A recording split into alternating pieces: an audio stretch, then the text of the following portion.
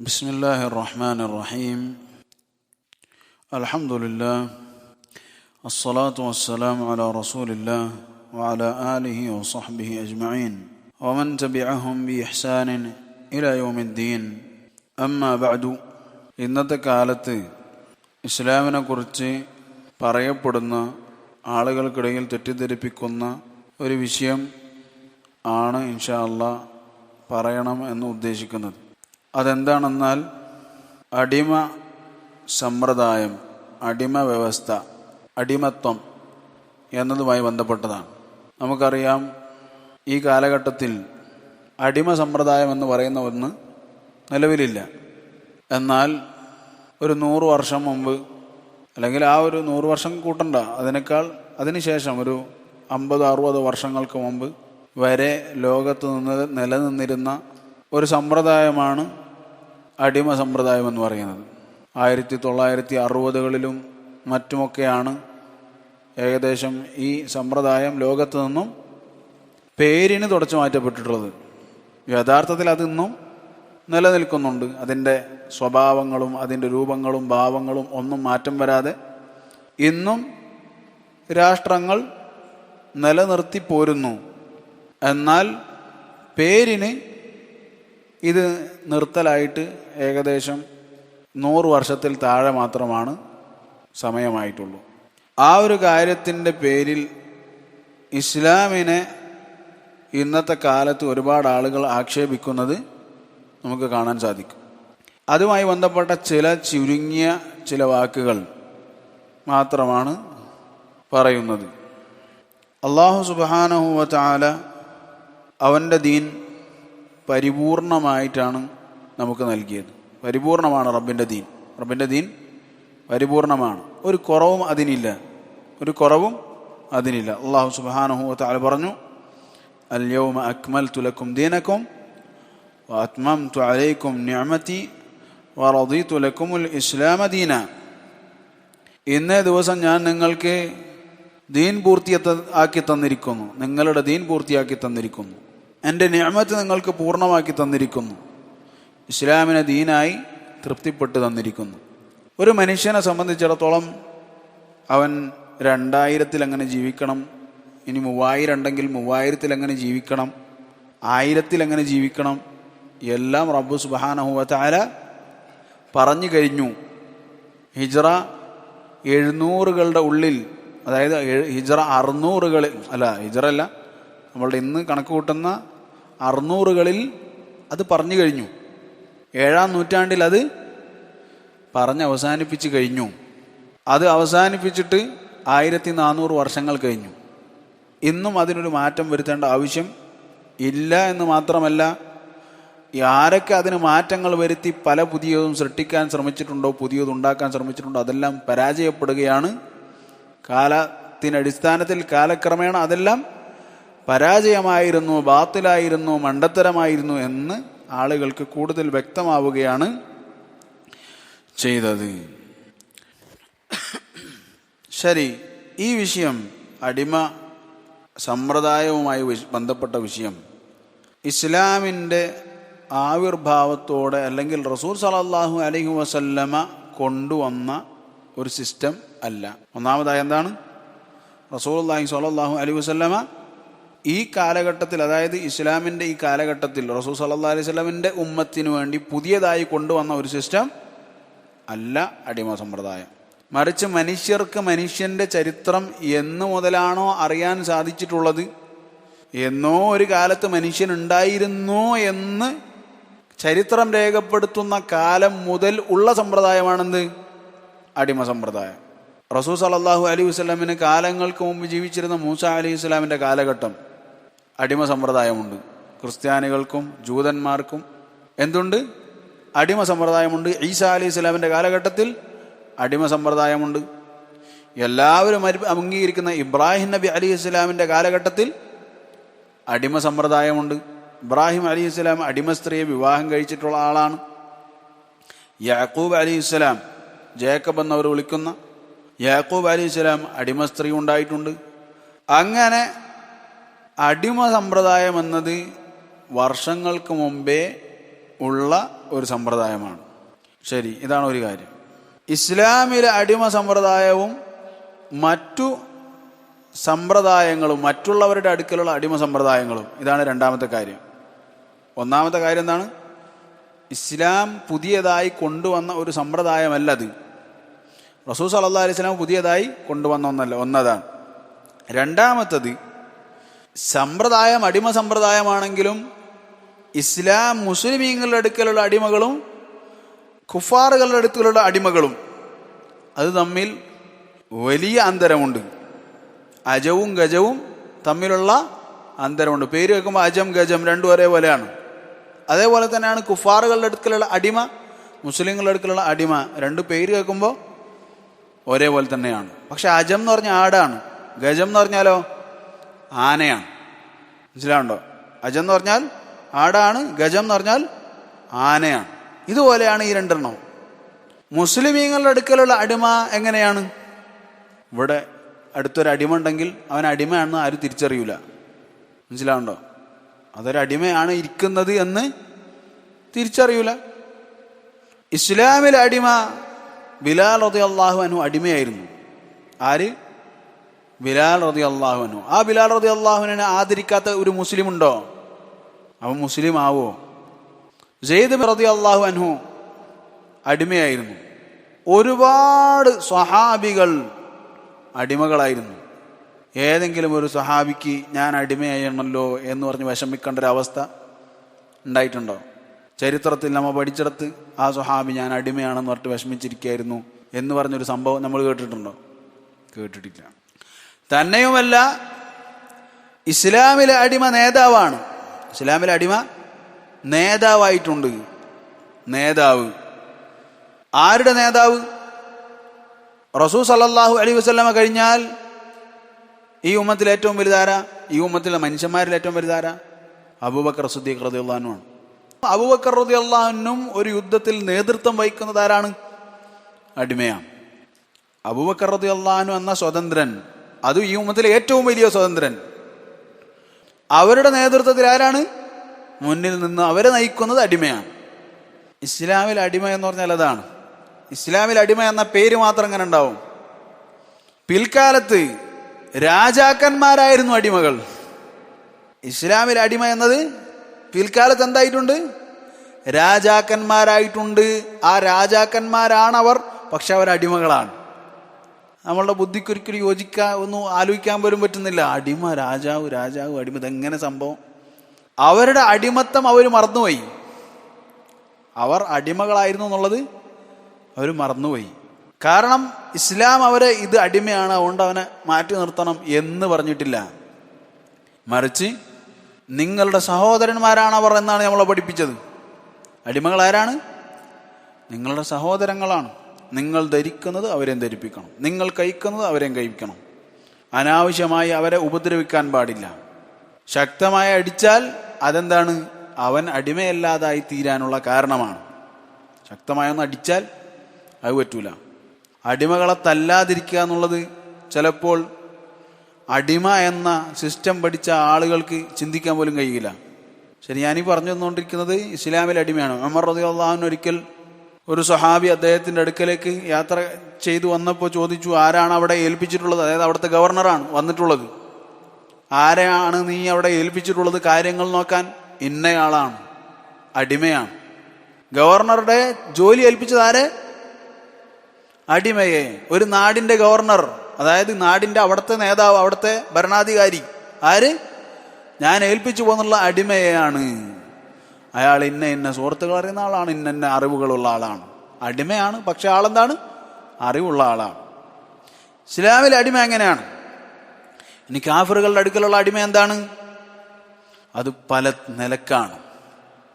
ജീവിതത്തിന്, അതായത് ഇത് ഉപയോഗത്തിന് ജീവൻ നിലനിൽക്കണമല്ലോ. ജീവൻ നിലനിൽക്കണം. അതായത് നമ്മൾ വണ്ടി കൊണ്ടുപോയിട്ട് പെട്രോൾ അടിക്കും. എവിടം വരെ പോകണം? ഇവിടം വരെ പോകാനുള്ളെങ്കിൽ 50 റുപ്യൻ്റെ പെട്രോൾ അടിക്കും. കുറച്ച് ദൂരം പോകാണെങ്കിൽ 100 റുപ്യൻ്റെ പെട്രോൾ അടിക്കും. ഇങ്ങനെ അതിന് ജീവൻ നിലനിൽക്കണം.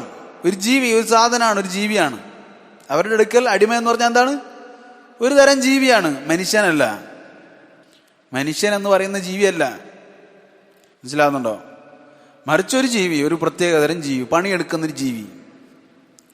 അതിനെ പണിയെടുക്കാൻ നേരത്ത് കെട്ടും പൂട്ടും അഴിച്ച് വിടും. എന്നിട്ട് എന്ത് ചെയ്യും?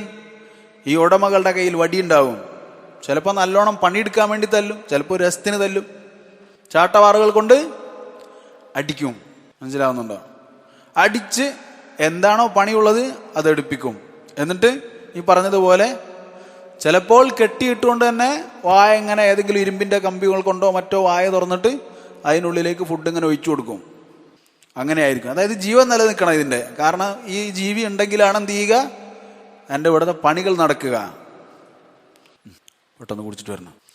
എൻ്റെ പണികൾ നടക്കണമെങ്കിൽ ഈ ജീവിയുടെ ജീവൻ നിലനിൽക്കണം. അതിനെ ആ ജീവി, അതായത് മനുഷ്യനെന്ന ഒരു കണക്ക് കൂട്ടിയിട്ടില്ല, മറിച്ചതൊരു ജീവി. ആ ജീവിയെ അടിക്കാം, തൊഴിക്കാം, കൊല്ലാം, ആരും ചോദിക്കാനില്ല. ആരാണ് കൊന്നത്? അടിമയാണ് കൊന്നത്. ആരാ? ഞാനാണ്, എൻ്റെ അടിമ. എൻ്റെ വീട്ടിലൊരു പോത്തുണ്ട്, ഞാൻ അറുത്ത് കറി വെച്ച് തിന്നു. ആരെങ്കിലും ചോദിക്കാനുണ്ടോ? ആരും ചോദിക്കാനില്ല.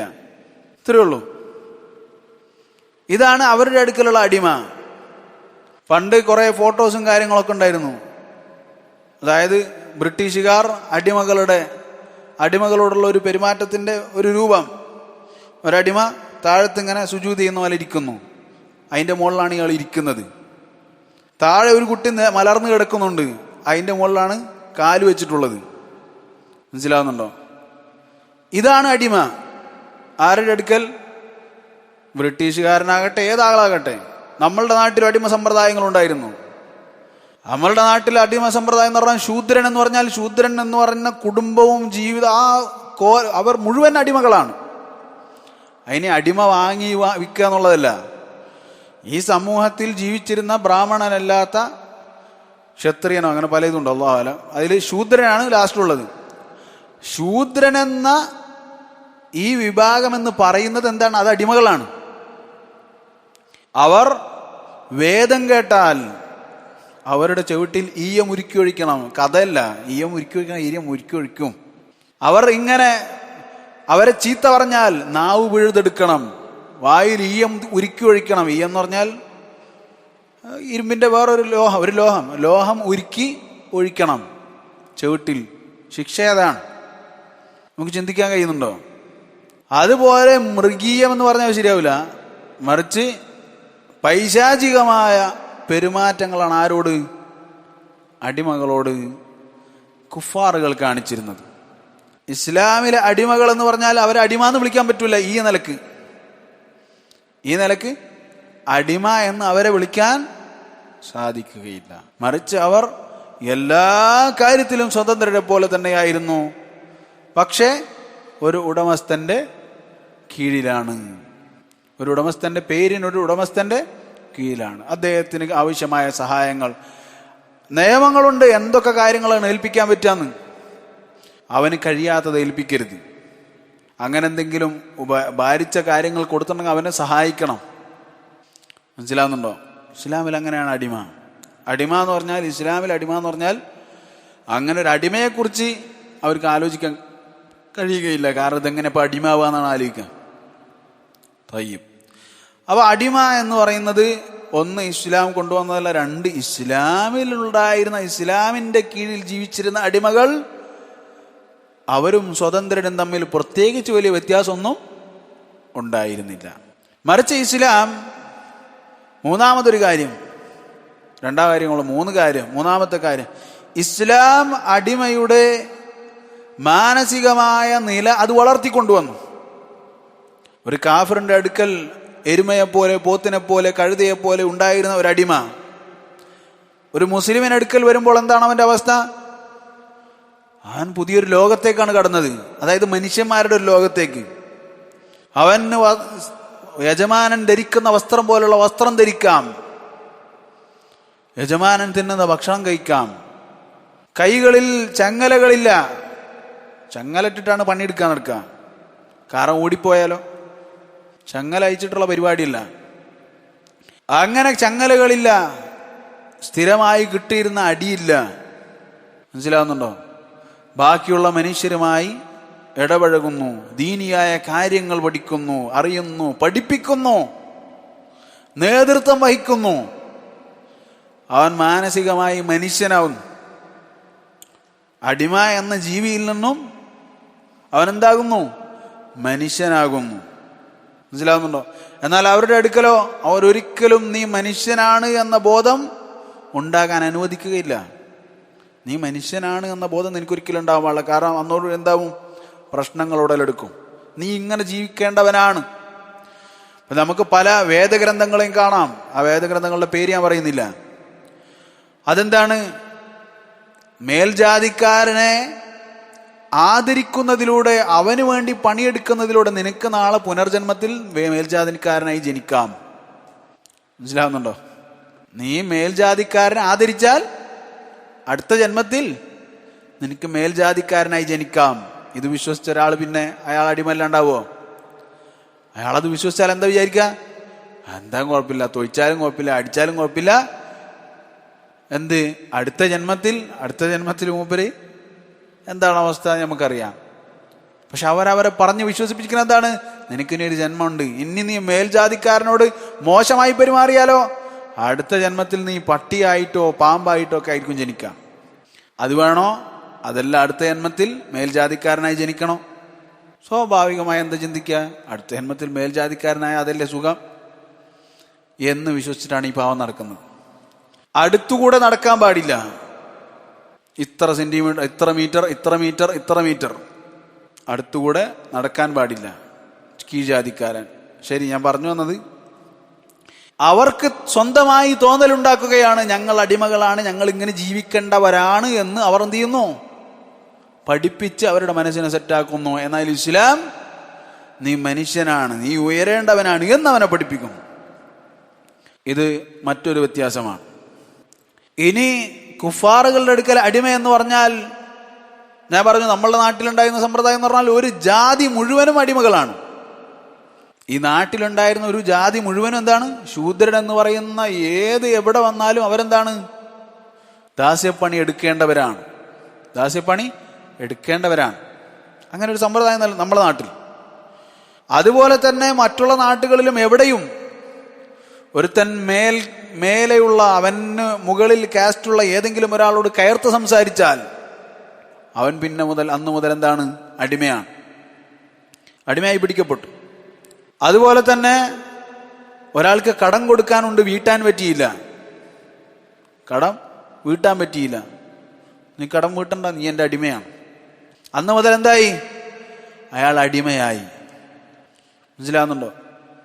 അതുപോലെ കുഫാറുകൾക്കിടയിൽ നിലനിന്നിരുന്ന ഒരു സമ്പ്രദായം, അമേരിക്കയിലേക്കും മറ്റും അടിമകളെ കൊണ്ടുപോകും. എങ്ങനെ അടിമകളെ കൊണ്ടുപോകുന്നത്? തത്തനെ പിടിക്കൂല നമ്മളല്ല. ഇപ്പോൾ വേട്ടക്കാരും മറ്റൊക്കെ ഉണ്ടെങ്കിൽ കെണി പിടിച്ച് കിളികളെ വിൽക്കാൻ വേണ്ടി എന്ത് ചെയ്യും? പിടിച്ചുകൊണ്ടുവരും. എങ്ങനെ പിടിച്ചുകൊണ്ടുവരാ? കാട്ടിലേക്ക് പോവും. അവിടെ നിന്ന് എന്താ, കിളിനെ കിട്ടിയ കിളി, പൂച്ചനെ കിട്ടിയ പൂച്ച, എന്താ ചേർത്ത് പിടിച്ചുകൊണ്ട് വരും. എന്നിട്ട് എന്ത് ചെയ്യും? ടൗണിൽ വന്ന് വിൽക്കും. ഇതേപോലെ ആഫ്രിക്കയിലും മറ്റുമൊക്കെ പോകും. അവിടെ പോയി തോക്കും അതുപോലെ തന്നെയുള്ള സാധനങ്ങളുമായി നേരെ ചെല്ലും. ഒരു കോരും 10-600 അടിമകളെ കിട്ടും. അവരെ മുഴുവനും കപ്പലിൽ താഴെയുള്ള ഡെക്കിൽ എങ്ങനെ കയറ്റും? നമ്മൾ മീൻ പൊരിക്കാൻ വെച്ചിട്ടുണ്ടോ? മീൻ പൊരിക്കാൻ വേണ്ടി അടുപ്പിച്ച് ഇങ്ങനെ ഇടും. ഒരു കപ്പൽ നിറയെ. അവർക്ക് ശ്വാസം കിട്ടാതെ മരിക്കുന്നവരുണ്ട്. കാരണം കപ്പലിൻ്റെ അടിയിലുള്ള, മുകളിലല്ല, കപ്പലിൻ്റെ അടിയിൽ അറയിലാണ് എന്ത് ചെയ്യുന്നത്? ഇവരെ ഇടുന്നത്. ദിവസങ്ങളോളമുള്ള യാത്രയുണ്ടാകും അമേരിക്കയിലേക്ക്. ഒരാളെ അല്ലെങ്കിൽ ഈ ഗ്യാപ്പ് വെച്ചിട്ടല്ല ഇടുന്നത്. അടുപ്പിച്ച് അടിമകൾ, അവർക്ക് ചിലപ്പോൾ ഡ്രസ്സും ഉണ്ടാവില്ല. അങ്ങനെ അടുപ്പിച്ച് ഇവരൊക്കെ ചെങ്ങലയിൽ അവിടെ തന്നെ കെട്ടിയിട്ടുണ്ടാവും. അതിനുവേണ്ടി സെറ്റ് ചെയ്ത ബോട്ടുകളാണ് അല്ലെങ്കിൽ കപ്പലുകളാണ്. 600ഓളം അടിമകൾ ഒരു കപ്പലിൽ കൊണ്ടുപോകും. അതിൽ ചിലപ്പോൾ കപ്പൽ ഇങ്ങനെ വരിക്ക് നിരത്തിങ്ങനെ മീൻ പൊരിക്കണ പോലെ ഇട്ടാൽ തന്നെ ചിലപ്പോൾ 500ഓളം അടിമകളെ കൊണ്ടുപോകാൻ പറ്റാത്ത കപ്പലായിരിക്കും. ആ കപ്പലിൽ അതിലധികം 600ഓളം അടിമകളെ കൊണ്ടുപോകും. എന്നിട്ട് ഇതേപോലെ അത്രയും നാൾ നിലനിൽക്കാനുള്ള, ജീവന് നിലനിൽക്കാനുള്ള എന്തെങ്കിലും ഭക്ഷണം കൊടുക്കും. എന്നിട്ടോ അവിടെ വെച്ച് രോഗം വന്നാൽ, ഇതിൻ്റെ ഇടയിൽ എന്ത് ചെയ്യും? പല രോഗങ്ങൾ വരും, ക്ഷീണിക്കും. അപ്പോൾ ക്ഷീണോ രോഗമുള്ള അടിമയെ പിടിച്ചിട്ട് എന്താ കാര്യം? കടലാണ്. കപ്പലിൽ നിന്ന് നേരെ കടലിലേക്കിടും. അവരുടെ മരണം അവിടെ കഴിഞ്ഞു. അവിടെ നിന്നുണ്ടെങ്കിൽ ബുദ്ധിമുട്ടുണ്ടാക്കിയ അടിമകൾ അവർ നേരെ കടലിലേക്ക് ഇടും. പ്രത്യേകിച്ച് എന്തില്ല, ഇത് ജീവനുള്ളൊരു മനുഷ്യനാണ് എന്നുള്ളതല്ല, ഇതെന്താണ്, ഇത് ഞങ്ങൾക്ക് ഉപയോഗിക്കാനുള്ളൊരു അടിമ എന്ന സാധനം, അതാണ് അവരുടെ മനസ്ഥിതി. അങ്ങനെ അവിടെ കൊണ്ടുപോകും, വിൽക്കും. ഇങ്ങനെയാണ് അടിമകളെ പിടിച്ചു കൊണ്ടുവരുന്നത്. എന്നാൽ ഇസ്ലാം പറഞ്ഞു ഒരു സ്വതന്ത്രൻ പോലും അടിമയാകാൻ പാടില്ല. ഇസ്ലാം എന്ത് പറഞ്ഞു? ഒരു സ്വതന്ത്രൻ പോലും അടിമയാകാൻ പാടില്ല. ഒരൊറ്റ വഴി മാത്രം ബാക്കി വെച്ചു. ഏതാണ് ആ വഴി? യുദ്ധമുണ്ടായാൽ ഭരണാധികാരിക്ക് തീരുമാനിക്കാം പിടിയിലാക്കപ്പെടുന്ന ആളുകൾ തടവുകാരെ അടിമകളാക്കി വെക്കണോ, വിടണോ, കൊല്ലണോ, അതല്ല പകരം ആളുകൾക്ക് പകരമാക്കണോ. 4 ഓപ്ഷനാണ്. എത്ര ഓപ്ഷൻ? 4 ഓപ്ഷൻ. യുദ്ധത്തിൻ്റെയും നാടിൻ്റെയും അവസ്ഥകൾ അനുസരിച്ച് ഭരണാധികാരിക്ക് തീരുമാനിക്കാം. ഒന്നെങ്കിൽ അവരെ അടിമകളാക്കി പിടിക്കാം. ഉദാഹരണത്തിന് ശത്രു രാജ്യം അടിമകളെ പിടിക്കുന്ന രാജ്യമാണെന്ന് വിചാരിക്കാം. തമാം. അപ്പോൾ ഇവിടുത്തെ ഭരണാധികാരിക്ക് എന്ത് ചെയ്യേണ്ടി വരും? പകരത്തിന് പകരം വെക്കേണ്ടി വരും. ഞങ്ങളും അടിമകളെ പിടിക്കും. അപ്പോൾ തീർച്ചയായിട്ടും ചിലപ്പോൾ അവർ ചോദിക്കും, നിങ്ങളാളുകളെ വിട്ടു തന്നാൽ ഞങ്ങളാളുകളെ നിങ്ങൾ വിടുവോ? വേണമെങ്കിൽ അങ്ങനെ ചെയ്യാം, പകരം കൊടുക്കാം, പൈസ വാങ്ങി ആളുകളെ വിടാം, അല്ലെങ്കിൽ ആളുകളെ ഇങ്ങോട്ടെടുത്ത് അങ്ങോട്ട് കൊടുക്കാം. അതല്ലെങ്കിൽ ഇതൊന്നും നടക്കാത്ത വളരെ മോശം ആളുകളാണ്, അവരെ വധിക്കണോ? യുദ്ധമാണ്, യുദ്ധത്തടവുകാരാണ്, വധിക്കാം, യുദ്ധമാണ്. അതല്ല, ഇതൊന്നും ആവശ്യമില്ല, ഇതിൻ്റെ ഒന്നും ആവശ്യമില്ല, വെറുതെ വിടാം, പോട്ടെ, കുഴപ്പമില്ല എന്ന് പറഞ്ഞു വിടണോ? അല്ലാഹു സുബ്ഹാനഹു വ തആല അതിനും ഓപ്ഷൻ നൽകി. 4 ഓപ്ഷൻ നൽകി. ഇസ്ലാമിൽ അടിമകൾ വരാനുള്ള ഒരേ ഒരു ഓപ്ഷൻ ഇതാണ്. ഈ 4 ഓപ്ഷനിൽ ഇത് തെരഞ്ഞെടുത്താൽ അപ്പം അടിമകൾ മുസ്ലിമിൻ്റെ കീഴിൽ വരും. അല്ലെങ്കിൽ വേറൊരു വഴിയിൽ എന്തില്ല, അടിമകൾ ഉള്ളിലേക്ക് വരാനുള്ള, ഒരു പുതിയ അടിമ ഉണ്ടാകാനുള്ള ഓപ്ഷൻ ഇല്ല. ഒരു സ്വതന്ത്രൻ അടിമയാകാനുള്ള ഓപ്ഷൻ ഇല്ല. അപ്പോൾ അമേരിക്കക്കാർ ഇങ്ങനെ ചെയ്യുന്നു, എന്നാൽ പിന്നെ ഞങ്ങൾക്കും ചെയ്തുകൂടെ, കുറച്ച് ആഫ്രിക്കയിൽ പോയിട്ട് കുറച്ച് അടിമകളെ പിടിച്ചിട്ട് വരാം എന്ന് ഒരു മുസ്ലിമിന് അനുവദനീയമല്ല, ഹറാമാണ്. അവരിതേ കടം വാങ്ങിയാൽ ആളുകളെ പിടിക്കുന്നു, അടിമയാക്കുന്നു, നമുക്കും ചെയ്തുകൂടെ, പാടുണ്ടോ? ഹറാമാണ്. നമ്മളിത് പറയുന്നത് 1960 വരെ നിലനിന്നിരുന്ന സമ്പ്രദായങ്ങളിൽ പെട്ടതാണിത്. 1960, 1900 ആ റേഞ്ചിൽ നമ്മൾ പറയുകയാണെങ്കിൽ 100 വർഷം മുമ്പ് വരെ നിലനിന്നിരുന്ന സമ്പ്രദായങ്ങളാണിത്. ഇസ്ലാം ഇത് പറഞ്ഞിട്ട് 1400 വർഷം കഴിഞ്ഞു. അതായത് 14 ഇരട്ടി വർഷം കഴിഞ്ഞു. 14 നൂറ്റാണ്ട് കഴിഞ്ഞു. ഒരു നൂറ്റാണ്ടിൻ്റെ അപ്പുറത്തുണ്ടായിരുന്ന സമ്പ്രദായങ്ങളെക്കുറിച്ചാണ് ഈ പറഞ്ഞുകൊണ്ടിരിക്കുന്നത്. അപ്പോൾ ഒരു മുസ്ലിമിന് ഇതൊന്നും അനുവദനീയമല്ല. പിന്നെ ഏതാണ് ആകെയുള്ളത്? ഈ 4 ഓപ്ഷനിൽ ഒന്ന് അടിമയാക്കാം. ഇത് തെരഞ്ഞെടുത്താൽ അങ്ങനെ. അപ്പോൾ ഇസ്ലാമിൽ എന്താണ്? അടിമകൾ ഒന്നാമത് ഇസ്ലാം കൊണ്ടുവന്നതല്ല, ഒരു പോയിന്റ്. രണ്ടാമത് ഇസ്ലാമിലെ അടിമയും അവിടുത്തെ അടിമയും വലിയ വ്യത്യാസമുണ്ട്.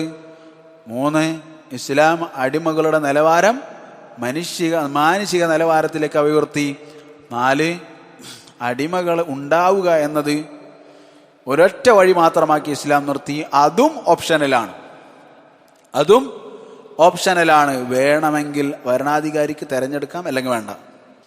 തമാം. 4 കാര്യങ്ങൾ പറഞ്ഞു. ഈ 4 കാര്യങ്ങൾ പറഞ്ഞതിൽ എന്താണ്? ഇസ്ലാം ഏറ്റവും മികച്ചതാണ്.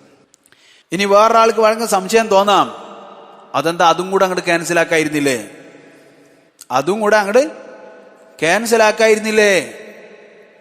ഏത് യുദ്ധത്തിൽ പിടിക്കുന്ന ആളുകളെ അടിമകളാക്കാൻ അത് ക്യാൻസലാക്കിയാലുള്ള പ്രശ്നം എന്താ? ഇവിടെ നോക്ക്, ഇവിടെ ഒരു രാജ്യമുണ്ട്, എന്ന് പറഞ്ഞൊരു രാജ്യമുണ്ട്. ഇവിടെ ഇസ്ലാമിക രാഷ്ട്രമുണ്ട്. യുദ്ധം നടന്നു. ഇവിടുത്തെ തടവുകാർ ഇങ്ങോട്ടും പോയി, ഇവിടുത്തെ തടവുകാർ ഇങ്ങോട്ടും പോയി. യുദ്ധത്തിൽ തടവുകാരെ കിട്ടി. ഇവിടെ 10 ആളെ കിട്ടി, ഇവിടെയും 10 ആളെ കിട്ടി. 1900 വരെ. 700 മുമ്പ് അല്ലാഹു സുബ്ഹാനഹു വ തആല ഖുർആൻ ഇറക്കി കഴിഞ്ഞു. 1900 വരെ ഉള്ള അവസ്ഥയാണ് ഈ പറഞ്ഞുകൊണ്ടിരിക്കുന്നത്. ഇവിടെയും 10 ആളെ കിട്ടി, ഇവിടെയും 10 ആളെ കിട്ടി. ഇവിടെ കിട്ടിയ 10 ആളുകളെ ഇവർ അടിമകളാക്കി. ഈ 10 മുസ്ലിങ്ങളെ ഇവർ അടിമകളാക്കി. ഈ 10 ആളുകളെയോ ഇസ്ലാമിൽ നേരത്തെ പറഞ്ഞത് ഹറാമായിരുന്നെങ്കിൽ ഈ 10 ആളുകളെ ഇവർ നിങ്ങളെടുത്തു, ഞങ്ങളാൾക്കാരെ നിങ്ങൾ അടിമകളായിട്ടും പിടിച്ചോ എന്ന് പറയേണ്ടി വരും. മനസ്സിലാകുന്നുണ്ടോ? ഇവർ നിങ്ങളെടുത്തോ, കാരണം ഞങ്ങൾക്ക് ഹറാമാണ്, ഞങ്ങൾക്ക് ഹറാമാണ്. നിങ്ങളോ, നിങ്ങൾക്ക് ഹറാമല്ലല്ലോ, നിങ്ങൾക്ക് ഹലാലല്ലേ, നിങ്ങൾ പിടിച്ചോ. ഇത് 10ഉം 100ഉം 1000ഉം 10000ഉം ലക്ഷമൊക്കെ ആവും.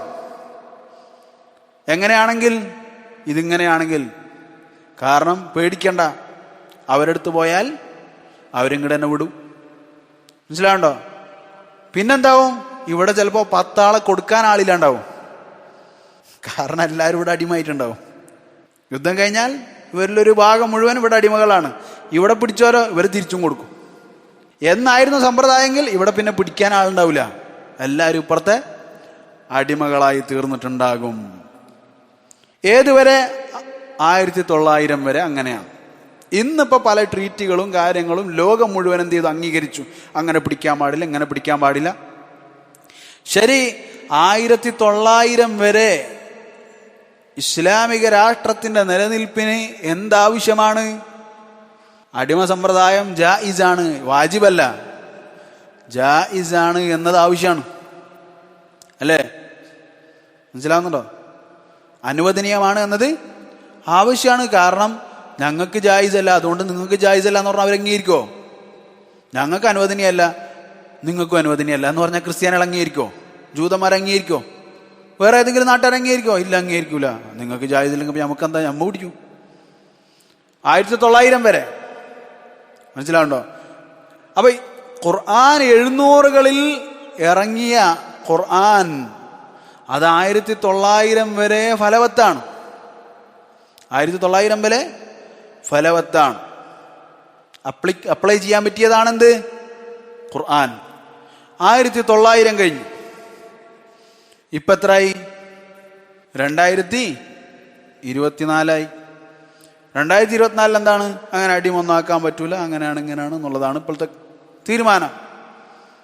ഖുർആനിൽ എന്തെങ്കിലും മാറ്റേണ്ടി വന്നോ? ഖുർആൻ മാറ്റേണ്ടി വന്നോ? 1900 വരെ ഖുർആൻ ഇങ്ങനെയായിരുന്നു. ഇനി 2024 ആ ഖുർആൻ ഉപയോഗിക്കാൻ പറ്റില്ല, കാരണം അടിമ സമ്പ്രദായം പറ്റില്ല എന്നാണ് ഇപ്പോൾ പറയുന്നത്. എന്നിട്ട് മാറ്റേണ്ട അവസ്ഥ ഉണ്ടോ? ഇല്ല. മറിച്ച് 4 ഓപ്ഷനുകളാണുള്ളത്. ഒന്നെന്താണ്? അടിമയാക്കാം. ഇവിടെ മുഴുവൻ അത് ആവശ്യമായിരുന്നു. 1900 വരെ അത് ആവശ്യമാണ്. 2 എന്താണ്? വധിക്കാം, വിട്ടുകൊടുക്കണ്ട. ഈ രാഷ്ട്രം ഇയാൾ 10 ആളുകളെയും കൊന്നു കളഞ്ഞു എന്ന് വിചാരിക്കുക. ഇവിടെയോ ചിലപ്പോൾ അവിടുത്തെ ഭരണാധികാരി തീരുമാനിക്കേണ്ടി വരും, അവർ കൊന്നോ എന്നാൽ നമ്മൾക്കുമല്ല, നമുക്കും വധശിക്ഷ നടപ്പിലാക്കാൻ പറയേണ്ടി വരും. മനസ്സിലാകുന്നുണ്ടോ? ഓപ്ഷൻ ഉണ്ടാകണം. അല്ലെങ്കിലോ പകരത്തിന് പകരം നിങ്ങൾ ഞങ്ങളുടെ 10 ആളുകൾ തന്നാൽ ഞങ്ങൾ നിങ്ങളുടെ 10 ആളുകൾ തരാം. അതല്ലെങ്കിൽ മോചനദ്രവ്യം, ഏതെങ്കിലും പണമായിട്ടാണെങ്കിൽ പണം മോചനദ്രവ്യം വാങ്ങി വിടാം. മനസ്സിലാവുന്നുണ്ടോ? തടവുകാരെ മോചനദ്രവ്യം വാങ്ങി വിടാം. വെറുതെ തടവുകാരല്ല, കട്ടേൻ്റെ അല്ല, യുദ്ധത്തിന് ഇങ്ങോട്ട് വന്നതാണ്, യുദ്ധം ചെയ്ത ആളുകളാണ്. 4ാമത്തെ ഓപ്ഷൻ എന്താ? ഇതൊന്നും വേണ്ട, വെറുതെ വിടാം. ഈ 4 ഓപ്ഷനും ഒരൊറ്റ കാര്യത്തിന് അല്ലാഹു സുബ്ഹാനഹു വ തആല ഖുർആനിൽ 4 ഓപ്ഷൻ കൊടുത്തു. ഒരു കാര്യത്തിന് 4 ഓപ്ഷൻ കൊടുത്തു. തടവുകാരെ എന്ത് ചെയ്യണം എന്നതിന് അല്ലാഹു സുബ്ഹാനഹു വ തആല എന്ത് ചെയ്തു? യുദ്ധ തടവുകാരെ, വെറും തടവുകാരല്ല, യുദ്ധ തടവുകാരെ എന്ത് ചെയ്യണം എന്നതിന് അല്ലാഹു സുബ്ഹാനഹു വ തആല 4 ഓപ്ഷനുകൾ കൊടുത്തു. അതിലേതും ഏത് കാലഘട്ടത്തിലും അതിനനുസരിച്ച രൂപത്തിൽ ഇസ്ലാമിക ഭരണാധികാരിക്ക് തീരുമാനിച്ച് സെലക്ട് ചെയ്യാം. ഇന്നത്തെ കാലത്ത് ഇങ്ങനെ നടക്കും, അത് സെലക്ട് ചെയ്യാം. നാളെ ഇനിയിപ്പോൾ പറയുന്നുണ്ട് 2024 വരെ ഇങ്ങനെയാണെന്ന് പറയുന്നു. 2030 ഇസ്രായേലും അതും ഇതൊക്കെ ഇങ്ങനെ പ്രശ്നങ്ങൾ നടന്നുകൊണ്ടിരിക്കുകയാണ്. അവിടെ നടക്കുകയാണ്, ഇവിടെ നടക്കുകയാണ്. ഒരു യുദ്ധം, കാര്യമായൊരു യുദ്ധം പൊട്ടിപ്പുറപ്പെട്ടു. സ്വഭാവങ്ങളൊക്കെ മാറി. ഞങ്ങൾ അടിമകളാക്കുമെന്ന് പറഞ്ഞു. ഇസ്രായേലിനെ നമുക്ക് വിശ്വസിക്കാൻ പറ്റുമോ? അവർ പറയാണ് ഞങ്ങൾക്ക് അങ്ങനെ ഒന്നുമില്ല. ഇപ്പോൾ കഴിഞ്ഞ ദിവസം പറഞ്ഞിട്ടില്ലേ, സിറിയയിൽ അടി നടക്കാൻ പാടില്ല, അത് ഞങ്ങൾക്ക് പ്രശ്നമില്ല അവർ. സിറിയയുമായിട്ട് നിങ്ങൾ എന്ത് ചെയ്യാൻ പാടില്ല, ഒരു പ്രശ്നത്തിൽ ഇടപെടാൻ പാടില്ല എന്ന് കരാറുണ്ട്. ആ കരാർ ഞങ്ങൾക്ക് പ്രശ്നമില്ല, കഴിച്ചു. അവരുടെ അവസ്ഥ അത്രയാണ്. 2030 അവർ പറയാണ് ഞങ്ങൾ അടിമകളെ പിടിക്കും, ഞങ്ങൾ അടിമകളെ പിടിക്കും. അപ്പോൾ മുസ്ലിങ്ങൾ എന്ത് ചെയ്യും? ഓ ഞങ്ങൾ ഖുർആനിൽ ജായിസല്ല എന്ന് പറയേണ്ടി വരുമോ? അല്ല, ഞങ്ങൾ ഖുർആനിൽ ജായിസാണ്, ഞങ്ങളെ ഖുർആനിൽ അത് ജായിസാണ്. നിങ്ങൾ അടിമകളെ പിടിക്കുന്നത് ഞങ്ങളും പിടിക്കും. മനസ്സിലാകുന്നുണ്ടോ? ഇതെന്തിനാ ഞങ്ങൾ പിടിക്കണത്? നിങ്ങൾ പിടിക്കുമ്പോൾ ഞങ്ങൾ പിടിക്കണത് എന്തിനാ? അല്ലെങ്കിൽ പിന്നെ അവർക്ക് വല്ല പേടിയുണ്ടാവോ? മനസ്സിലാവുന്നുണ്ടോ? ഇവിടെ നിന്ന് പകരത്തിന് പകരമില്ലെങ്കിൽ അതിൻ്റെ അർത്ഥം എന്താണ്? ആത്മഹത്യ ചെയ്യണതാണ് നല്ലത്. അതായത് ആത്മഹത്യ ചെയ്യണമെന്ന് നല്ലത്, അതിൻ്റെ അർത്ഥം ആത്മഹത്യയാണ്. അവനിങ്ങോട്ട് വാളും കൊണ്ടുവരുമ്പോൾ ഓ ഞാൻ നീ വാളും കൊണ്ടുവന്നാലും ഞാൻ യുദ്ധത്തിന് വാളില്ലാതെ വരുള്ളൂ എന്ന് പറഞ്ഞാൽ എങ്ങനെ ഉണ്ടാവും? ഞാൻ കൈയ്യെട്ടി നിൽക്കും, നീ വാളും കൊണ്ട് വന്നോ എന്ന് പറഞ്ഞാൽ അതിനെ മണ്ടത്തരം എന്നാണ് പറയാ. അതിനെന്താ പറയാ? അതിനെ മണ്ടത്തരം എന്നാണ് പറയാ. അതിന് യുദ്ധം എന്നല്ല പറയാ. മനസ്സിലാവുന്നുണ്ടോ? അപ്പൊ യുദ്ധത്തടവുകാരെ എന്ത് ചെയ്യണം എന്ന വിഷയത്തിൽ മാത്രമാണ് അല്ലാഹു സുബ്ഹാനഹു വ തആല അടിമകൾ ഉണ്ടാകാൻ, ഒരു സ്വതന്ത്രൻ അടിമയാകാനുള്ള ഒരൊറ്റ കാരണം ബാക്കി വെച്ചത് യുദ്ധത്തടവുകാരെന്നതാണ്. ബാക്കിയെല്ലാം ഹറാമാണ്. ബാക്കിയെല്ലാ അടിമ സമ്പ്രദായങ്ങളും ഹറാമാണ്. ശരി, അവിടെ നമ്മൾ പറഞ്ഞു 4 ഓപ്ഷൻ ഉണ്ട്. ഇന്നത്തെ കാലത്ത് ഏതെങ്കിലും രാജ്യം അടിമകളെ പിടിച്ച് വെക്കുന്നതായിട്ട് നമുക്കറിയോ? ഇല്ല, നമുക്കറിയുകയില്ല. പിന്നെ വിവരമില്ലാത്ത കുറച്ച് ആളുകൾ, IS പോലുള്ള ആളുകൾ, അവരെ നമ്മളെ കൂട്ടത്തിൽ കൂട്ടേണ്ട ആവശ്യമില്ല. കാരണം റസൂൽ സല്ലല്ലാഹു അലൈഹി വസല്ലം തന്നെ തള്ളി പറഞ്ഞിട്ടുള്ള ആളുകളാണ് ഖവാരിജുകൾ. അവരവർക്ക് തോന്നിയത് പലതും ചെയ്യുന്നുണ്ട്. അവരിന് അടിമകളെ പിടിക്കോ പിടിക്കില്ല എന്ന് നമ്മളുടെ കണക്കിൽപ്പെട്ടതേ അല്ല. മറിച്ച് ഇസ്ലാം എന്ത് ചെയ്യുന്നുണ്ട്? മുസ്ലിമീങ്ങൾ, ഇസ്ലാമിക ഭരണാധികാരികൾ സന്ദർഭത്തിനും സാഹചര്യത്തിനും യോജിച്ച രീതിയിൽ അവർ എന്ത് ചെയ്യുന്നുണ്ട്? അവർ പ്രവർത്തിക്കുന്നുണ്ട്.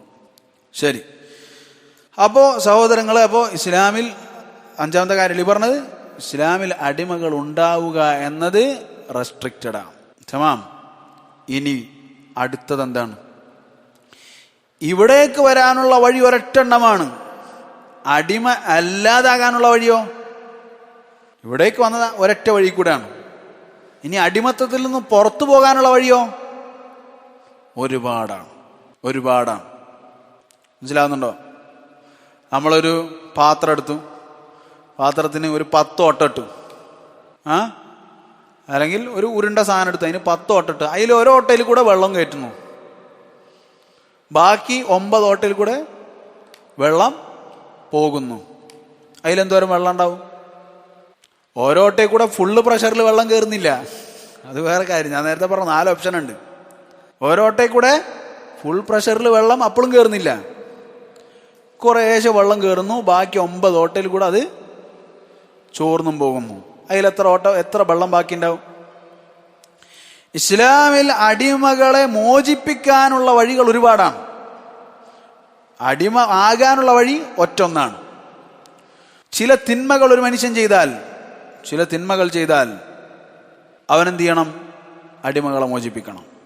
നന്നായി ഒന്ന് അടിച്ചാൽ ആളെ മോചിപ്പിക്കണം.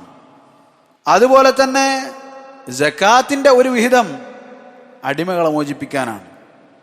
അതുപോലെ തന്നെ അടിമക്ക് തോന്നുകയാണ് എനിക്ക് സ്വതന്ത്രനാകണം.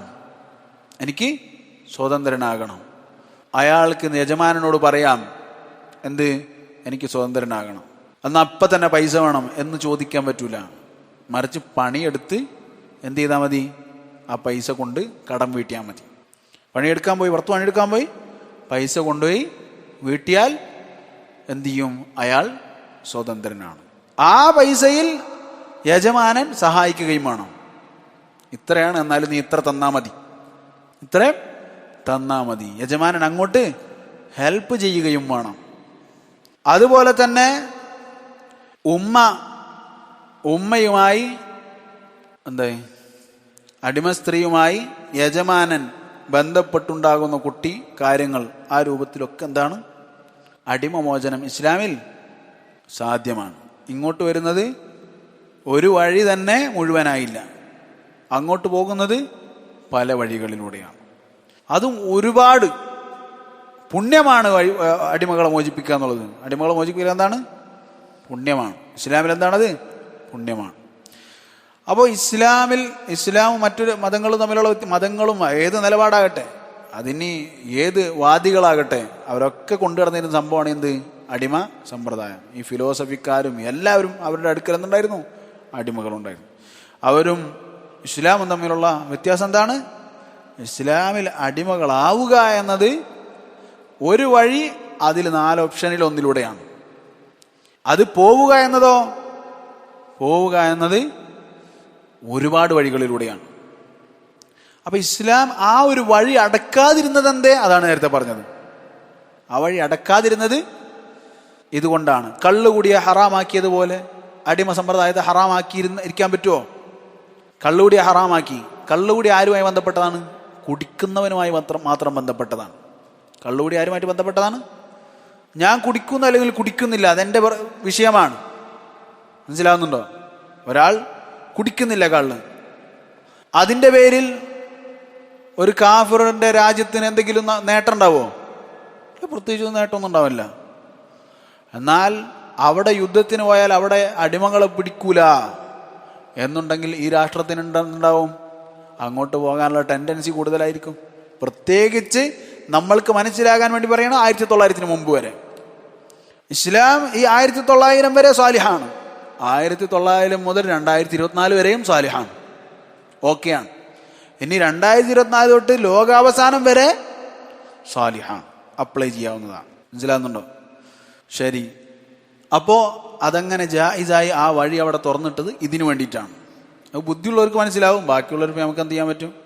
ബാക്കിയുള്ളവർ ഇത് പറഞ്ഞിട്ട് മനസ്സിലാകണമെന്ന് നമുക്ക് ആവശ്യമില്ല. കാരണം അള്ളാഹു സുബ്ഹാനഹു വ തആല അവർക്ക് ബുദ്ധി കൊടുക്കാനും ആലോചിക്കാനുള്ള തൗഫീഖ് അള്ളാഹു സുബ്ഹാനഹു വ തആല കൊടുക്കട്ടെ എന്നേ പറയാനുള്ളൂ. അപ്പോൾ സഹോദരങ്ങളെ, ഇസ്ലാം ഇതുകൊണ്ടാണ് അതിനെ പൂർണ്ണമായി നിർത്താതിരുന്നത്. ശരി, ചില ആളുകൾ പറയാറുണ്ട്, എന്നാൽ അബ്രഹാം ലിങ്കണും മറ്റുമൊക്കെ എന്ത് ചെയ്തു? ഇതിനെ പൂർണ്ണമായി നിർത്തി. ഇതിനെ പൂർണ്ണമായി നിർത്തിയാലോ? അപ്പൊ അബ്രഹാം ലിങ്കൺ അല്ലേ സൂപ്പർ? മനസ്സിലാകുന്നുണ്ടോ എന്ന് ചില ആളുകൾ പറയാറുണ്ട്. യഥാർത്ഥത്തിൽ അവിടെ സംഭവിച്ചത് ലോകം മുഴുവനും വലിയൊരു അടിമച്ചന്തയായിരുന്നു. മറ്റൊരു കാര്യം പറയാൻ വിട്ടുപോയത്, ഇസ്ലാം ഒരു കാര്യത്തെ നിർത്താതിരിക്കാൻ ഒരു കാരണം അവിടെ ഉണ്ടായിരുന്നത്, മുസ്ലിമീങ്ങൾ മാത്രമല്ല ലോകത്തുള്ളത്, മുസ്ലിങ്ങൾ മാത്രമല്ല ലോകത്തുള്ളത്, മറ്റു പല ജാതി വ്യത്യാസങ്ങൾ, മതങ്ങളും കാര്യങ്ങളൊക്കെ ഉണ്ട് ലോകത്ത്. മുസ്ലിങ്ങൾ അതിൽ കുറച്ചാണ്. തമാം. ഇവിടെ ലോകം മുഴുവൻ നടന്നുകൊണ്ടിരിക്കുന്ന ഒരു സിസ്റ്റമാണ് അടിമ സമ്പ്രദായം എന്ന സിസ്റ്റം. ലോകം മുഴുവനും നമ്മളുടെ കയ്യിലുള്ള കറൻസി പോലെയായിരുന്നു അടിമകളെ യൂസ് ചെയ്തിരുന്നത്. മനസ്സിലായോ? കുറെ അടിമകളുള്ളവൻ പണക്കാരൻ, കുറെ അടിമകളുള്ളവൻ പണക്കാരൻ. അവന്റെ സമ്പാദ്യമായിരുന്നു അടിമകൾ, അവന്റെ സമ്പാദ്യമായിരുന്നു അടിമകൾ. തയ്യിബ്. അപ്പോൾ അതൊരു ധനസമ്പ്രദായമായി തന്നെ നിലനിന്നിരുന്ന സമ്പ്രദായമാണ് അടിമ സമ്പ്രദായം എന്ന് പറയുന്നത്. ഓരോ അടിമക്ക് എന്തുണ്ടായിരുന്നു? വിലയുണ്ടായിരുന്നു. ആ അടിമകളെ വിറ്റിരുന്നു, വാങ്ങിയിരുന്നു. അവർക്ക് ഉടമകളുണ്ടായിരുന്നു, അവരുടെ ഉടമകളുടെ വീട്ടിൽ പണിയെടുത്തിരുന്നു. ഇതൊരു ദിവസം വന്നിട്ട് ഇന്ന് മുതൽ ഹറാമാണെന്ന് പറഞ്ഞാൽ നമ്മളുടെ 2000 നോട്ട് ക്യാൻസൽ ചെയ്ത പോലെ ഉണ്ടാവും. 1000 നോട്ട് അങ്ങനെ ആയിരിക്കൂല. ഇത് ലോകം മുഴുവനാണ്. ഇതെന്താണ്? ലോകം മുഴുവനുമാണ്. അതിനൊരു ഉദാഹരണമാണ് അബ്രഹാം ലിങ്കന്റെ അവസ്ഥ, ചെയ്ത സംഭവം. അതായത് അബ്രഹാം ലിങ്കന്റെ ഒരൊറ്റ യുദ്ധം കൊണ്ട് നടന്നൊരു കാര്യമല്ല എന്നുള്ളത് ആദ്യം നമ്മൾ മനസ്സിലാക്കണം. ഞാൻ ഇത് അവസാനിപ്പിക്കുകയാണ് ഈ ഒരു വിഷയം കൂടെ പറഞ്ഞിട്ട്. അബ്രഹാം ലിങ്കൺ ഇത് പരിപാടി, ഈ സംഭവം ചെയ്യുന്നതിന് മുമ്പ്, ഈ മോചിപ്പിക്കൽ എന്ന് പറയുന്ന ഈ സംഭവം എന്താണ് കാര്യം എന്നുള്ളത് നമുക്ക് മനസ്സിലാവും. അതിനു മുമ്പ് അടിമകൾ എന്ത് ചെയ്തിരുന്നു? ഇതിനെക്കുറിച്ച് ബോധവാന്മാരായി തുടങ്ങി. കാരണം ഇങ്ങനെയൊക്കെയാണ് കൊണ്ടുവരുന്നത്, ഇതൊക്കെയാണ് അവസ്ഥ. അവസാനം കൊണ്ടുവന്ന് ഉടമകളെക്കാൾ കൂടുതൽ അടിമകളായ ഒരു നാട്ടിൽ. മനസ്സിലാവുന്നുണ്ടോ? ഉടമകളെക്കാൾ ഒരു ഉടമയുണ്ടെങ്കിൽ അയാൾക്ക് കുറെ അടിമ. ഈ നിലയിലേക്ക് ബ്രിട്ടീഷുകാർ, വെള്ളക്കാര് മാറി. അങ്ങനെ ആയപ്പോൾ എന്ത് ചെയ്തു? അങ്ങനെ ആയപ്പോൾ ആളുകൾ, അടിമകൾ ചിന്തിക്കാൻ തുടങ്ങി. പരസ്പരം ചർച്ചകൾ നടന്നു. നമ്മളിങ്ങനെ നിൽക്കേണ്ട എന്താ ആവശ്യമാണുള്ളത്? അവർ ചിന്തിക്കാൻ തുടങ്ങി. അവസാനം അവർ തെരുവിലിറങ്ങി, യുദ്ധങ്ങൾ തുടങ്ങി, പ്രശ്നങ്ങൾ തുടങ്ങി. അടിമകൾ സ്വന്തം അടി തുടങ്ങി. ആരോട്? ഇവരെ പിടിച്ചുകൊണ്ടുവന്ന് മൃഗങ്ങളെക്കാൾ മോശമായി പെരുമാറുന്ന ഈ വെള്ളക്കാരോട് അവർ പെരുമാറാൻ തുടങ്ങി. അങ്ങനെ പല സ്ഥലങ്ങളിലും ഇങ്ങനെയുള്ള ഒരുപാട് വിപ്ലവങ്ങൾ നടന്നു. ഒരുപാട് വിപ്ലവങ്ങൾ പല സ്ഥലങ്ങളിലും നടന്നു. പല സ്ഥലങ്ങളിലും അവരെ അടിമകൾ കയ്യേറി. അടിമകൾ അവിടെ ആധിപത്യം സ്ഥാപിച്ചു. അമേരിക്കയിലും ഇതുപോലുള്ള പലതും നടന്നു. അതുപോലെ തന്നെ പല വിഷയങ്ങളും നടന്നു അമേരിക്കയിൽ. അതുപോലെ തന്നെ ഇൻഡസ്ട്രിയൽ, അതായത് മെഷീനറികളും കാര്യങ്ങളൊക്കെ ഉഷാറായി. മെഷീനറികളായി പ്രവർത്തിക്കാൻ തുടങ്ങും. അതോടുകൂടി അടിമകൾ എന്തായി? വലിയ ആവശ്യമില്ലാത്തൊരവസ്ഥയിലെത്തി. മെഷീനറികൾ വന്നപ്പോൾ അത് ചെയ്തിരുന്ന അടിമകളെ ആവശ്യമില്ലാതായി. അങ്ങനെ അമേരിക്ക ഒരു വടക്കേ ഭാഗവും തെക്കേ ഭാഗവും ഉണ്ടായപ്പോൾ തെക്കേ ഭാഗത്തെ ആളുകൾക്ക് അടിമകൾ ആവശ്യമാണ്. അവർ കൃഷി നടത്തിയിരുന്ന ആളുകളാണ്. കൃഷിക്കാർക്ക് വയലിൽ പണിയെടുക്കാൻ എന്ത് വേണം? അടിമകൾ വേണം. മറ്റേ സൈഡിലോ അവിടെ ഇൻഡസ്ട്രിയലാണ്, അവിടെ കൃഷിയല്ല, മറ്റു പരിപാടികളാണ്. അവിടെ അടിമകൾ ആവശ്യമില്ല. തന്നെയുമല്ല, അടിമകളെക്കുറിച്ച്, അടിമകൾക്ക് അനുഭവിക്കേണ്ടുന്ന ദുരിതങ്ങളെക്കുറിച്ച് അവർ സ്ഥിരമായി പഠിക്കുകയും ചെയ്തപ്പോൾ അവിടുത്തെ നാട്ടുകാരും അതുപോലെ അടിമകളായിരുന്നവരും എല്ലാവരും കൂടെ അബ്രഹാം ലിങ്കന്റെ നേതൃത്വത്തിൽ, ഏകദേശ സംഭവമാണിത്, ഈ തെക്ക് ഭാഗത്തുള്ള ആളുകളോട്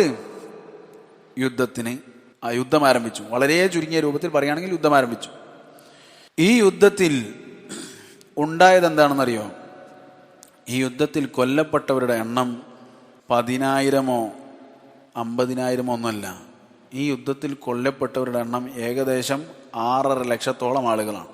ഈ യുദ്ധത്തിൽ കൊല്ലപ്പെട്ടവരുടെ എണ്ണം 6.5 ലക്ഷത്തോളം ആളുകളാണ്.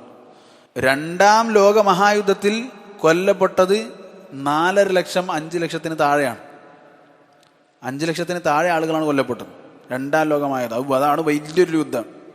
എന്നാൽ അമേരിക്കയിൽ നടന്ന ഈ യുദ്ധത്തിൽ കൊല്ലപ്പെട്ടത് 6.5 ലക്ഷമെന്ന് അവർ സമ്മതിക്കുന്ന കണക്ക്. അതിനേക്കാൾ ലക്ഷങ്ങൾ കൊല്ലപ്പെട്ടിട്ടുണ്ട് എന്നതാണ് മറ്റുള്ളവർ പറയുന്നത്. എന്താണ് വിഷയം? അടിമമോചനം. മനസ്സിലാവുന്നുണ്ടോ? അടിമ മോചിപ്പിക്കാൻ വേണ്ടി, ഒരു നാട്ടിൽ അടിമ മോചിപ്പിക്കാൻ, അമേരിക്കയിലെ ആ തെക്ക് ഭാഗത്തുള്ള അടിമകളെ മോചിപ്പിക്കാൻ നടന്ന യുദ്ധത്തിൽ കൊല്ലപ്പെട്ട ആളുകളുടെ എത്ര? 6.5 ലക്ഷത്തോളം ആളുകളാണ്. അങ്ങനെ അവിടെ അതുണ്ടായി, അടിമമോചനം ഉണ്ടായി. അടിമ മോചിപ്പിച്ചു. ഇതുവരെ അടിമകളായിരുന്ന ആളുകൾ ഒറ്റ സുപ്രഭാതത്തിൽ എന്ത് ചെയ്തു? സ്വതന്ത്രരായി. ഇന്നലെ വരെ ചോറ് കിട്ടിക്കൊണ്ടിരുന്നത് യജമാനന്റെ അടുത്തു നിന്നാണ്. ഇന്നലെ വരെ കിടന്നുറങ്ങിയിരുന്ന യജമാനൻ കൊടുത്ത എന്തോ ആവട്ടെ അവിടെയാണ്. ഇന്നവർ തെരുവിലായി. ഇന്നവർ സ്വതന്ത്രരാണ്. പക്ഷെ എവിടെയാണവർ? സ്വന്തമായി വീടുണ്ടോ? ഇല്ല. ഭക്ഷണം കഴിക്കാൻ വകുപ്പുണ്ടോ? ഇല്ല. പണികൾ വേറെ വല്ല പണി അറിയോ? ഇല്ല. ആകെ അറിയ യജമാനന്റെ കൂടെയുള്ള ഈ പണികൾ മാത്രം.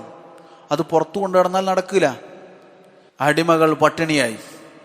ഇത്രയും ദിവസം തിന്നാനെങ്കിലും കിട്ടിയിരുന്നു. ഒരുപാട് അടിമകൾ 1/3 ആ അടിമകളുടെ എണ്ണത്തിൽ 1/3 വിശപ്പും പട്ടിണിയും കാരണം മരിച്ചുപോയി. അടിമകൾ, ഒരുപാട് അടിമകൾ, ചിലപ്പോൾ ലക്ഷക്കണക്കിന് അടിമകൾ ചിലപ്പോൾ മരിച്ചു പോയിട്ടുണ്ടാവും. പല അടിമകളും തിരിച്ച് ഇന്നലെ ഉണ്ടായിരുന്ന യജമാനന്മാരുടെ അടുത്തേക്ക് തന്നെ പോയി. ഞങ്ങൾക്ക് സ്വാതന്ത്ര്യം വേണ്ട, ഞങ്ങൾ ഇങ്ങനെ തന്നെ ജീവിച്ചോളാം. പല അടിമകളും കളവുകളും അതുപോലെ തന്നെ നാട്ടിൽ പ്രശ്നങ്ങളുമായി നടന്നു. കാരണം വിശപ്പുണ്ട്, കക്കേണ്ടി വരും. അങ്ങനെ ഒരു മൊത്തത്തിലൊരു കൊലപാതകങ്ങളും, അത് ലക്ഷങ്ങളുടെ കൊലപാതകങ്ങളാണ് ഈ ഒരൊറ്റ കാര്യത്തിന് വേണ്ടി നടന്നത്. എന്നാൽ ഇസ്ലാം അതിനെ ട്രീറ്റ് ചെയ്ത് എങ്ങനെയാണ്? ഇസ്ലാം എങ്ങനെയാണ് ട്രീറ്റ് ചെയ്തത്? ഒരു മുള്ള് ഒടിയാതെ, ഒരു മുള്ളൊരാളുടെ മേല് തറക്കാതെ ഇസ്ലാം എന്ത് ചെയ്തു? അടിമകളുടെ മോചനം വളരെ സുഗമമായി നടപ്പിലാക്കി. ഇസ്ലാം അടിമകളുടെ മോചനം വളരെ സുഗമമായി നടപ്പിലാക്കി.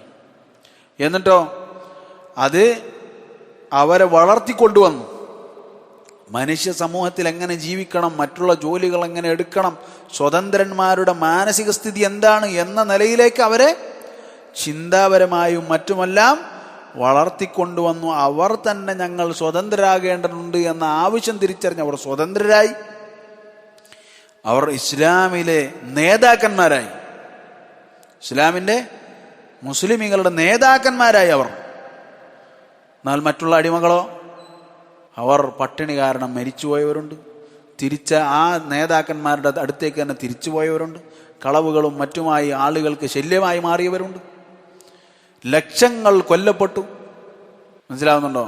എന്നിട്ട് പറയാണ് അയാൾ ചെയ്തതാണ് ഉഷാറ്. ഇസ്ലാം അതിനെന്ത് ചെയ്തു? ഏറ്റവും സുന്ദരമായ രീതിയിൽ അതിനെ കൈകാര്യം ചെയ്തു. അതിൻ്റെ ഏകദേശം അവസാനം ഇസ്ലാം തന്നെ നടപ്പിലാക്കി. അൽഹംദുലില്ലാഹില്ലദി ഹദാന ലിഹാദാ. അല്ലാഹു സുബ്ഹാനഹു വ തആല നമ്മളെ ഇതിലേക്ക് വഴി നയിച്ച അല്ലാഹു സുബ്ഹാനഹു വ തആലയാണ്. ഇതിനേക്കാൾ നല്ലൊരു രൂപത്തിൽ വേറൊരാൾക്കും ഒന്നും ചെയ്യാൻ കഴിയുകയില്ല. ഇതിനേക്കാൾ ലോകം മുഴുവനും നിറഞ്ഞു നിരുന്ന ഈ സമ്പ്രദായത്തെ ഇസ്ലാം പെരുമാറിയ രൂപത്തിലല്ലാതെ അതിനേക്കാൾ നല്ല രൂപത്തിൽ വേറൊരാൾക്കും ഒന്നും ചെയ്യാൻ കഴിയുകയില്ല. ഇസ്ലാം റസൂൽ സല്ലല്ലാഹു അലൈഹി വസല്ലമ ഒരുപാട് യുദ്ധങ്ങൾ ചെയ്തിട്ടുണ്ട്, പല യുദ്ധങ്ങൾ ചെയ്തിട്ടുണ്ട്. ആ യുദ്ധങ്ങളിലെല്ലാം കൂടി മരിച്ചവരെ കൂട്ടിയാൽ ചിലപ്പോൾ 1000 ആൾക്കാരുണ്ടാവില്ല. റസൂൽ സല്ലല്ലാഹു അലൈഹി വസല്ലമയുടെ യുദ്ധങ്ങൾ എല്ലാം കൂടെ കൂട്ടിയാൽ 1000 ആള് ഉണ്ടാവില്ല. എന്നാൽ ഒരൊറ്റ യുദ്ധത്തിൽ, അബ്രഹാം ലിങ്കന്റെ നേതൃത്വത്തിൽ നടന്ന ഒരൊറ്റ യുദ്ധത്തിൽ കൊല്ലപ്പെട്ട ആളുകളുടെ എണ്ണം എത്രയാണ്? 6-8 ലക്ഷം. 1000 ആളെ കൊന്നു എന്ന് പറഞ്ഞാലുള്ള അവസ്ഥ എന്നാലോചിച്ച് നോക്ക്. 10,000 ആളെ കൊന്നു എന്ന് പറഞ്ഞാലുള്ള അവസ്ഥ. ഇപ്പൊ ഇസ്രായേല് ഗസയിൽ ഇങ്ങനെ ബോംബിട്ടുകൊണ്ടിരിക്കുകയാണ്. എത്ര ആയിപ്പോ? ഏകദേശം 50,000 അടുത്തായത്. അവിടെ കൊല്ലപ്പെട്ടത് അവരുടെ കണക്കനുസരിച്ച് 6 ലക്ഷം, മറ്റുള്ളവരുടെ കണക്കനുസരിച്ച് 8 ലക്ഷത്തോളമാണ്. അതിന്റെ വലുപ്പം എത്രയായിരിക്കും? അതിന്റെ ഭീകരത എത്രയായിരിക്കും? നമ്മളിപ്പോൾ ഗസയിൽ കാണുമ്പോൾ നമ്മളെങ്ങനെ എന്താണ് ഈ കാണിക്കുന്നതിൽ ആലോചിക്കുന്നത്? ഇവരുടെ മുൻഗാമികൾ അതിനേക്കാൾ വലുത് ചെയ്തവരാണ്. അവരുടെ സ്വാർത്ഥമായ താല്പര്യങ്ങളുടെ കാരണത്താൽ അടിമ സമ്പ്രദായം എന്നത് ഇന്നും അവർക്ക് ആവശ്യമാണ്. ഇന്നും അവർ പലരെയും അടിമകളാക്കി. ഇപ്പോൾ റഷ്യയിൽ കഴിഞ്ഞ ദിവസം ഞാൻ കേട്ടൊരു സംഭവം, അല്ലെങ്കിൽ ഇന്ന് കേട്ടൊരു സംഭവമാണ്, കഴിഞ്ഞ ദിവസം നടന്നൊരു സംഭവമാണ്. അതായത് റഷ്യയിൽ ജീവിക്കുന്ന ഇന്ത്യക്കാരടക്കമുള്ള ആളുകൾ എന്ത് ചെയ്യുന്നു? നിർബന്ധിതരായി അവർ യുദ്ധത്തിന് പറഞ്ഞേക്കുന്നു. ഇതിനേക്കാൾ വലിയ അടിമത്തം ഏതാ ഉള്ളത്? ഏതോ നാട്ടുകാരൻ, ആ നാട്ടുകാരൻ തോക്കും ബോംബും വെച്ചിട്ട് പൊയ്ക്കോളാൻ പറയാണ് യുദ്ധത്തിന്. അവന് സ്വതന്ത്രമില്ല, എനിക്ക് പറയാനില്ല, എനിക്ക് പറയാൻ പറ്റൂല, എന്ത് ഞാൻ പോകില്ല എന്ന് പറയാനില്ല, ഇതെന്റെ നാടല്ല, എനിക്ക് നാട്ടിലേക്ക് തിരിച്ചു പോകണം. ഇല്ല, നീ നാട്ടിലേക്ക് തിരിച്ചു പോകണ്ട, നീ പോയി ചത്തോ. ഇതാണ് റഷ്യക്ക് പറയാനുള്ളത്. അടിമത്തം ഇന്ന് എവിടെ ഉണ്ട്? ഇന്നും ഈ രാജ്യങ്ങളിലുണ്ട്. നമ്മൾ ഓരോരുത്തരും കടബാധിതരാണ്. എന്ന് വേണമെങ്കിലും നമ്മൾക്ക് ആ കട നമ്മളുടെ തലയിൽ വീഴാം. ഓരോരുത്തരും അടിമകളാണ്. സ്വതന്ത്രമായൊരു വർത്തമാനം പറയാൻ ഇന്ന് പേടിയാണ്. കാരണം നമ്മൾ അടിമകളാണ്. ഒരു തരം അടിമകൾ. പേര് സ്വതന്ത്രൻ, യാഥാർത്ഥ്യത്തിൽ അടിമ. എന്നാൽ ഇസ്ലാം അടിമകളെ അടിമകളെന്ന് വിളിച്ചു, അവർക്ക് സ്വാതന്ത്ര്യന്റെ പരിഗണന കൊടുത്തു. എന്നാൽ മറ്റുള്ളവർ ഇന്ന് അടിമകളെ സ്വതന്ത്രൻ എന്ന് വിളിച്ച് അവനെ പറ്റിക്കും. അടിമയാക്കിയിട്ട് ഈ സ്വാതന്ത്ര്യം തന്നെ എന്ന് പറഞ്ഞ് പറ്റിക്കും. ത്വയ്യിബ്. അതുമായി ബന്ധപ്പെട്ട ചില കാര്യങ്ങളാണ് ഈ പറഞ്ഞത്. ഇതുമായി ബന്ധപ്പെട്ട് കൂടുതൽ പഠിക്കുകയും വിശകലനം ചെയ്യേണ്ടെന്ന ആവശ്യമില്ല. എന്നാലും ഇസ്ലാമിൻ്റെ സൗന്ദര്യം നമുക്ക് എന്ത് ചെയ്യും? ഓരോ വിഷയത്തിലും അത് പഠിക്കുമ്പോൾ നമുക്ക് മനസ്സിലായിക്കൊണ്ടേയിരിക്കും. ഇത് പഠിക്കാത്ത ആളുകളെ സംബന്ധിച്ചിടത്തോളം അവർക്ക് എന്താണ്? അല്ലാഹു സുബ്ഹാനഹു വ തആല അതിന് തൗഫീഖ് നൽകിയിട്ടില്ല. അതിനാൽ സഹോദരങ്ങളെ, ഇസ്ലാമിനെ കുറിച്ച്, നമ്മളുടെ ദീനിനെ കുറിച്ച് നമ്മൾ പഠിക്കുക. അല്ലാഹു സുബ്ഹാനഹു വ തആല ദീൻ അതെന്താണ്? അതുപോലെ ഒന്നില്ല. അതിനേക്കാൾ സുന്ദരമായതില്ല എന്നല്ല, അതുപോലെ സുന്ദരമായത് ഒന്നില്ല. വൽഹംദുലില്ലാഹി റബ്ബിൽ ആലമീൻ. സുബ്ഹാനക അല്ലാഹുമ്മ വബിഹംദിക അഷ്ഹദു അൻ ലാ ഇലാഹ ഇല്ല അൻത അസ്തഗ്ഫിറുക വഅതൂബു ഇലൈക്.